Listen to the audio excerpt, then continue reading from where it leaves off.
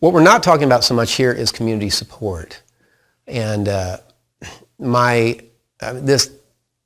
CEO, I mean, one of the greatest CEOs I've ever seen in hospice made this statement, and it has always stuck with me, that fundraising and community support provide the least return for the most effort. You know, it takes you much more effort to do that spaghetti supper or fashion show or whatever, rather than just running a good business and getting it from the residual from managing well, Medicare dollars, Medicaid, commercial insurance, all that. And of course, my mother in hospice, Deborah Daly, one of them, I remember when she came in as I was hired at hospice at Winston-Salem, and she came into my cubicle and she just made it so clear. Andrew, see that line on that financial statement? Community support, it doesn't exist.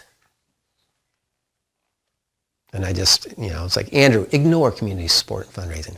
They don't exist for you. Learn to operate a hospice without a dime from the community support. And then she did this.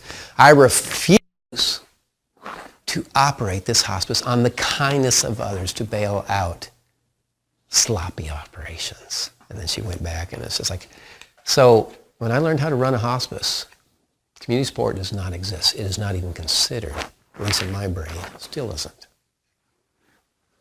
I don't even know how to do it.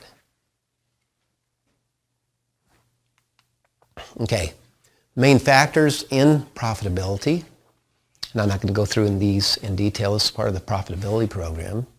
CEO. You can plop a new CEO into a faltering organization and it will turn around. I've watched this through the last 25 years, just boom, boom, boom. That's the way it works. If you know how to do it, you know how to do it. And that's all can be expected. If you know how to do it, you can do it. Value. What is the value?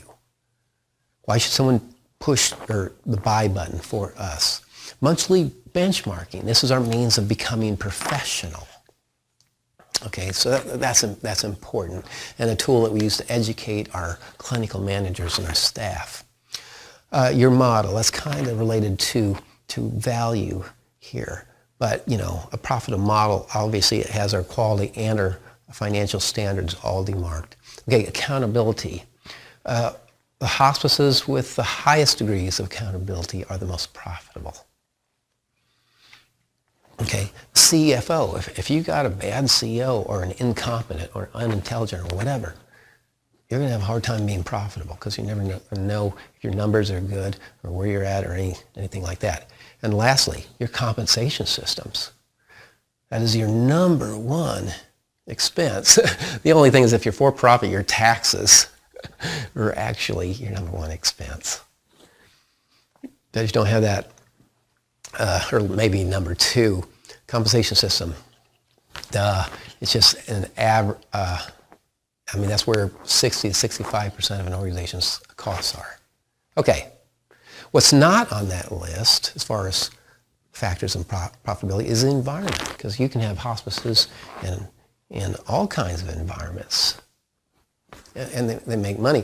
Region of the country, This has to do more with regulation. ADC size. We've got hospices with thousands of patients today that are losing money. They don't know how to do scale, none of that. And then, what do we know from benchmarking? Hospices with the census range between 30 and 50 is the most profitable. Why? Because they're better managed. They kind of have less to focus on and what have you. Maybe they mortgage their house, whatever, but they're really interested in that.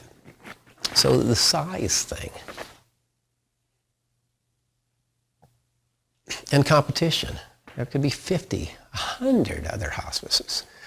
If you're doing the model really, really well, you're going to do well because you're going to have a well-managed business. But it doesn't matter. I have no qualms of going into an area that has many, many hospices.